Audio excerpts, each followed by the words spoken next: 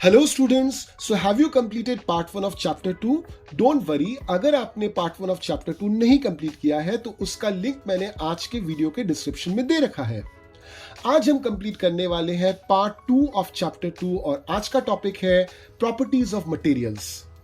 Summer के समय हम कॉटन के कपड़े क्यों पहनते हैं, वुलन कपड़े क्यों नहीं पहनते? विंटर के समय हम वुलन कपड़े क्यों पहनते हैं? हमारे घर में जो गिलास है वो स्टील का या कांच का क्यों बना होता है, पेपर का क्यों नहीं होता? चीनी पानी में घुल जाता है मगर सॉइल या मट्टी पानी में क्यों नहीं घुलता? इस तरह के सवाल कभी आपको परेशान करते हैं? तो अगर करते हैं तो चलिए हम उनका आंसर्स भी आज जान लेते हैं। देखिए, हर एक मटेरियल की खुद की प्रॉपर्टी होती है। जैसे वुल, उसकी प्रॉपर्टी है हीट को ट्रैप करना। तो जब हम विंटर्स के समय वुलन कपड़े पहनते हैं तो हमारी बॉडी की जो हीट होती है वो ट्रैप हो जाती है और हमें वार्म या गर्मी लगती है।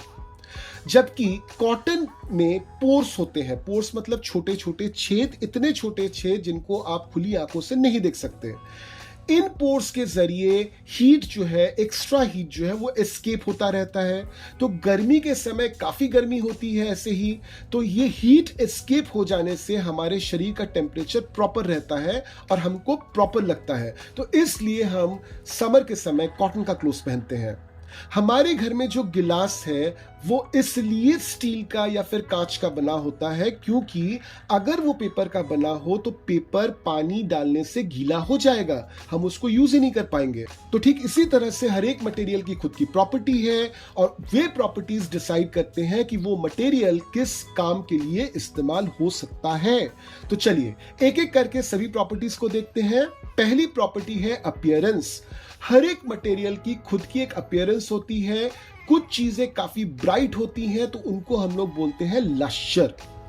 जनरली मेटल्स का लश्यर होता है, मगर हाँ, सभी मेटल्स का एक जैसा लश्यर नहीं होता। जैसे आयरन और गोल्ड अगर आप ले लें तो दोनों ही मेटल्स हैं मगर एकदम ही अलग दिखते हैं। साथ में अगर एक आयरन का टुकड़ा आप बहुत दिनों के लिए एयर या मॉइस्चर को एक्सपोज करके रख दें तो उसकी लश्यर चली जाती है, वो डल दिखने लगता है। क्यों दिखता है बेसिकली डल? क्योंकि आयरन जो है वो केमिकल रिएक्शन करता है एयर और मॉइस्चर के साथ, जिसके वजह से उस पर डलनेस आ जाती है। मगर किसी भी मेटल के डलनेस को अगर हम हटाना चाहते हैं तो सिंपल उसको पॉलिश कर दीजिए तो वो मेटल फिर से अपना लश्यर वापस पा जाता है। क्या आपने कभी आयरन स्मिथ मतलब लोहार को विजिट किया है? अगर आप लोहार को विजिट करते हो तो आप देखोगे लोहार जब एक फ्रेश पीस ऑफ आयरन को काटता है तो उस आयरन में काफी लश्यर रहता है। जबकि उसी आयरन के टुकड़े को अगर कुछ दिन के लिए हम एयर या मॉइस्चर के पास खुला छोड़ दें तो धीरे धीरे उसमें डलनेस आ जाती है। तो हर एक मटेरियल की खुद की अपीयरेंस होती है। Second property is hardness. मैंने आपको एक स्पंज दिया, एक चौक दी और एक आयरन का रॉड दिया और तीनों को अपने हाथों से दबाने के लिए कहा। आप देखोगे स्पंज जो है दबाने पे आसानी से अपना शेप चेंज कर जाता है और हम बोलते हैं कि स्पंज काफी सॉफ्ट है। चौक अगर आप तोड़ना चाहते हो तो you have to apply force. तो वी कैन से कि chalk is soft but it is harder than sponge. Iron के रॉड को क्या आप अपने हाथों से मोड़ सकते हो? बिल्कुल नहीं, because iron is extremely hard. तो ठीक इसी तरह से डिफरेंट मटेरियल्स की खुद की हार्डनेस होती है। चले आते हैं तीसरे प्रॉपर्टी पे, वो है सॉल्यूबल और इनसॉल्यूबल। याद है मैंने आपको वीडियो के शुरू में पूछा था चीनी जो है वो पानी में घुल जाता है जबकि मट्टी या सॉइल पानी में क्यों नहीं घुलता? तो चलिए इसका आंसर देख लेते हैं। वाटर में छोटे छोटे पार्टिकल्स होते हैं जो पार्टिकल्स हमको खुली आंखों से नहीं दिखते, इनको हम बोलते हैं वाटर के मॉलिक्यूल्स। ठीक उसी तरह से शुगर और सॉइल में भी उनके खुद के मॉलिक्यूल्स होते हैं। वाटर के दो मॉलिक्यूल्स के बीच में एक दूरी रहती है। ये दो मॉलिक्यूल्स एक दूसरे से काफी ज्यादा अट्रैक्टेड है, काफी ज्यादा अटैच्ड है, मगर फिर भी उन दोनों मॉलिक्यूल्स के बीच में दूरी रहेगी। शुगर का जो मॉलिक्यूल होता है वो इतना छोटा होता है कि ये जो दूरी बनती है वाटर के मॉलिक्यूल्स में, इनके बीच में वो फिट कर जाए। तो इसलिए शुगर पानी में घुल जाता है उसके मॉलिक्यूल्स हमको दिखते नहीं हैं, क्योंकि उसके मॉलिक्यूल्स वाटर के मॉलिक्यूल्स के साथ घुल गए हैं। जबकि सॉइल का जो मॉलिक्यूल होता है वो साइज में थोड़ा सा बड़ा होता है और वो दो वाटर के मॉलिक्यूल्स के बीच में जो स्पेस है उसमें समा नहीं पाता, जिसके वजह से सॉइल पानी में नहीं घुल पाता। अब कुछ लिक्विड्स भी ऐसे होते हैं जिनको हम पानी में घोल सकते हैं, से for example chemicals like ketones, carboxylic acid. ठीक उसी तरह से कुछ गैसेस होते हैं जैसे ऑक्सीजन एंड कार्बन डाइऑक्साइड जो वाटर सॉल्यूबल होते हैं। अब सोचिए तो जरा, एक्वेटिक प्लांट्स जो है वो तो कार्बन डाइऑक्साइड लेते हैं, कहां से लेते हैं? वाटर से। ठीक उसी तरह से एक्वेटिक एनिमल्स जो है वो भी ऑक्सीजन लेते हैं, कहां से लेते हैं वो ऑक्सीजन? पानी से। इसका मतलब क्या? पानी में कार्बन डाइऑक्साइड और ऑक्सीजन घुल सकता है। तो आ जाइए पेज 14 पर, वहां पे एक एक्टिविटी दी हुई है, एक्टिविटी 4, उसको कंप्लीट करना है आपको, साथ में टेबल 2.3 भरना है। ठीक उसी तरह से पेज नंबर 15 पे दी हुई है एक्टिविटी 5, उसको आपको कंप्लीट करना है और साथ में आपको टेबल 2.4 फिलअप करना है। चले आते हैं फोर्थ प्रॉपर्टी पे, floating and sinking in water. जो चीजें पानी में नहीं घुलती, डिसॉल्व नहीं होती, वो या तो पानी के सतह पर यानी कि सरफेस पर तैरती रहती हैं, फ्लोट होती हैं, या फिर पानी में डूब जाती हैं, पानी में सिंक हो जाती हैं। मान लीजिए एक तालाब के पास जब आप जाओगे तो आप देखोगे कि जो ड्राई यानी कि सूखी पत्तियां जो है वो पानी के ऊपर तैरती रहती हैं। क्यों तैरती हैं? क्योंकि ये पत्तियां जो है पानी से हल्की हैं। जबकि अगर उस तालाब में आप एक स्टोन डालोगे तो वो स्टोन जो है वो सिंक कर जाता है, डूब जाता है। क्यों? क्योंकि वो जो स्टोन है वो पानी से हैवी है। तो जो भी चीज हल्की होगी पानी से वो तैरेगी, जो भी चीज भारी होगी पानी से वो डूब जाती है। चले आते हैं फिफ्थ प्रॉपर्टी पे, जिसको हम लोग बोलते हैं ट्रांसपेरेंसी। जब भी आप किसी दुकान में जाते हो तो आप देखोगे कि दुकानदार आपके लिए कितनी अच्छी तरह से दुकान को सजा के रखता है। वो हर एक चीज को डिस्प्ले पे रखता है, कांच के बर्तनों में रखता है या फिर कांच की अलमारियों में रखता है चीजों को। क्यों रखता है कांच की अलमारियों में? ताकि आप उन चीजों को देख पाओ और उन चीजों को खरीद पाओ या इंटरेस्टेड हो जाओ उन चीजों को खरीदने में।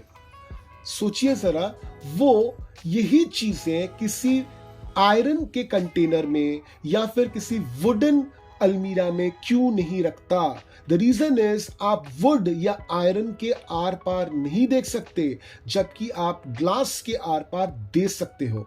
तो मटेरियल्स की एक प्रॉपर्टी होती है transparency. Some materials are there, we can see through them, उनके आर पार देखा जा सकता है, तो they are called transparent material, जैसे ग्लास हो गया example. And some materials are there we can not see through them, हम उनके आर पार नहीं देख सकते, तो उनको हम बोलते हैं opaque materials. Example is wood. अब कुछ मटेरियल्स ऐसे होते हैं जिनके आर पार हम देख तो सकते हैं मगर बहुत धुंधला दिखता है। से फॉर एग्जांपल, आपने एक पेज ले लिया, उसके ऊपर 2-3 ड्रॉप ऑयल के डाल दिए, जहां पर आपने ऑयल डाला है वहां पे एक धब्बा पड़ जाएगा। अब इस धब्बे को एक बल्ब के सामने, जलते हुए बल्ब के सामने ले आइए।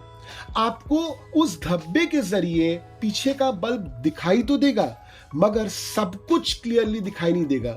यानी कि हम देख सकते हैं चीजें मगर पूरी तरह से क्लियर नहीं, बिल्कुल ट्रांसपेरेंट हम नहीं बोल सकते, साथ में हम ओपेक भी नहीं बोल सकते। इन तरह की चीजों को हम बोलते हैं ट्रांसलूसेंट।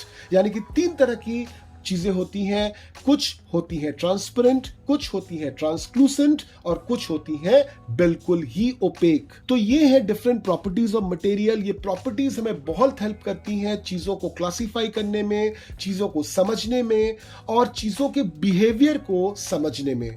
अब इससे खत्म हो जाता है हमारा ये वाला चैप्टर। तो चले आते हैं पेज नंबर 18 में देखने के लिए एक्सरसाइज क्वेश्चंस। तो यहाँ पे पहला क्वेश्चन है, name 5 objects which can be made from would. बहुत सारी चीजें बन सकती हैं, जैसे मैंने आपको 5 एग्जांपल्स दिए, चेयर, टेबल, अलमीरा, book shelf, pencil and cricket bat. चले आते हैं क्वेश्चन नंबर 2 में, select those objects from the following which will shine, जो चमकेंगी। ग्लास बोल है, प्लास्टिक टॉय है, स्टील स्पून है, कॉटन शर्ट है। तो कौन कौन सी चीजें यहाँ पे चमकेंगी? ऑब्वियसली यहाँ पे प्लास्टिक टॉय चमकेगा और स्टील का स्पून चमकेगा। ग्लास बोल चमकेगा नहीं, उसके आर पार आप देख सकते हो। चले आते हैं क्वेश्चन नंबर 3 में, जहां पे आपको ऑब्जेक्ट्स के साथ मटेरियल को मैच करना है। साथ में ये भी आपको ध्यान रखना है, कुछ ऑब्जेक्ट्स हो सकते हैं एक से ज्यादा मटेरियल से बने। तो चलिए इसको सॉल्व करते हैं। तो बुक किससे बनता है? पेपर। टम्बलर यानी कि गिलास किससे बन सकता है? प्लास्टिक का भी हो सकता है, ग्लास का भी हो सकता है। चेयर किससे बन सकता है? वुड का भी हो सकता है, प्लास्टिक का भी हो सकता है। टॉय किससे बन सकता है? वुड से हो सकता है, पेपर से हो सकता है, प्लास्टिक से हो सकता है। शूज लेदर के बनते हैं और साथ में प्लास्टिक के भी बनते हैं। चले आते हैं क्वेश्चन नंबर 4 में, आपको बताना है ट्रू या false. Stone is transparent, glass is opaque, so this is obviously false. Glass जो होता है वो ट्रांसपेरेंट होता है, स्टोन जो होता है वो ओपेक होता है। चले आते हैं पार्ट नंबर 2 में। A notebook has lustre while eraser does not, again it is false. कहां पे आपने देखा है किसी नोटबुक को चमकते हुए? नहीं देखा ना, तो ये फॉल्स है। चले आते हैं 4 के 3 में। चॉक डिसॉल्व्स इन वाटर, वापस से ये फॉल्स है। एक कटोरी पानी लीजिए, एक चॉक लीजिए, चॉक को एकदम पाउडर बना लीजिए और उस पानी में घोलने की कोशिश कीजिए। आपको दिखेगा चॉक जो है वो वाटर के सरफेस पे, सतह पे तैरना शुरू होगा। That means chalk does not dissolve in water. चले आते हैं 4 के 4 में। A piece of wood floats on water, तो ऑब्वियसली दिस इज ट्रू। चले आते हैं 4 के 5 में। Sugar does not dissolve in water, बिल्कुल भी फॉल्स, शुगर तो पानी में घुलता है। चले आते हैं 4 के 6 में। ऑयल मिक्सेस इन वाटर, बिल्कुल नहीं, ऑयल पानी से हल्का होता है, वो तैरता रहता है पानी पर। चले आते हैं 4 के 7 में। Sand settles down in water, ये बिल्कुल सही है। चले आते हैं 4 के 8 में। विनेगर डिसॉल्व्स इन वाटर, ये भी सही है। चले आते हैं अभी क्वेश्चन नंबर 5 में। Given below are the names of some objects and materials, आपको इनको ग्रुप करना है। तो कैसे कैसे ग्रुप करना है? आप देखिए 5 का A, round shape and other shapes. तो राउंड शेप कौन कौन सी चीजों की बनेंगी? Basketball, globe. और अदर शेप्स किसकी बनेंगी? ऑरेंज, एप्पल एंड अर्दन पिक्चर। अर्दन पिक्चर हमने पहले ही बोला था, अर्दन पिक्चर का मतलब होता है मट्टी का घड़ा जिसमें हम लोग पानी रखते हैं। चले आते हैं 5 के बी में। ईटेबल्स एंड नॉन ईटेबल्स, कौन सी चीजों को आप खा सकते हो, कौन सी चीजों को नहीं खा सकते। तो ईटेबल्स कौन कौन सी है? वाटर, वाटर को खा नहीं सकते, पी सकते हैं, फिर भी ईटेबल में रहेगा। Orange, sugar and Apple. Non eatables में कौन सी चीजें रहेंगी? बास्केटबॉल, ग्लोब एंड अर्दन पिक्चर। चले आते हैं क्वेश्चन नंबर 6 पे। List all items you know that float on water, खुद से कीजिए इस चीज को। चले आते हैं क्वेश्चन नंबर 7 पर। Find the odd one out from the following. तो पहला क्या है? Chair, bed, table, baby, cupboard. Obviously यहाँ पे ऑड वन आउट कौन है? बेबी, क्योंकि बेबी एकमात्र यहाँ पे लिविंग है, बाकी सभी के सभी नॉन लिविंग है। 7 का बी, रोज, जास्मिन, बोट, मैरीगोल्ड, लोटस। तो ऑब्वियसली इट इज बोट, क्योंकि एकमात्र वही फ्लावर नहीं है, बाकी सभी फ्लावर्स हैं। 7 का C, aluminium, iron, copper, silver and sand. तो ऑब्वियसली यहाँ पे आपका आंसर होगा सैंड, क्योंकि सैंड एकमात्र यहाँ पे मेटल नहीं है, बाकी सभी के सभी मेटल्स हैं। 7 का D, sugar, salt, sand, copper, sulphate. तो वापस से यहाँ पे सैंड, क्योंकि बाकी जो 3 चीजें हैं, sugar, salt and copper sulphate, ये पानी में घुल जाती है, सैंड पानी में डिसॉल्व नहीं होता। तो इससे हमने कंप्लीट कर लिया हमारा एक्सरसाइज और साथ में हमारा कंप्लीट हो गया चैप्टर नंबर 2। इस चैप्टर को दोबारा आप पढ़िए, इस चैप्टर के दोनों पार्ट्स ऑफ वीडियोस दोबारा देखिए। अगर कोई डाउट आपका होता है, आपको पता है क्या करना है, आप मुझे व्हाट्सएप कर सकते हो या मेल कर सकते हो। मेरा व्हाट्सएप नंबर साथ में ईमेल आईडी डिस्क्रिप्शन में दिया हुआ है। भूलिए मत, अपने दोस्तों को बोलिए चैनल सब्सक्राइब करने के लिए। और वापस हम मिलते हैं नेक्स्ट सीरीज ऑफ वीडियोस के साथ फॉर चैप्टर 3, जहां पे चैप्टर 3 में हम पढ़ने वाले हैं separation of substances. Till then keep learning.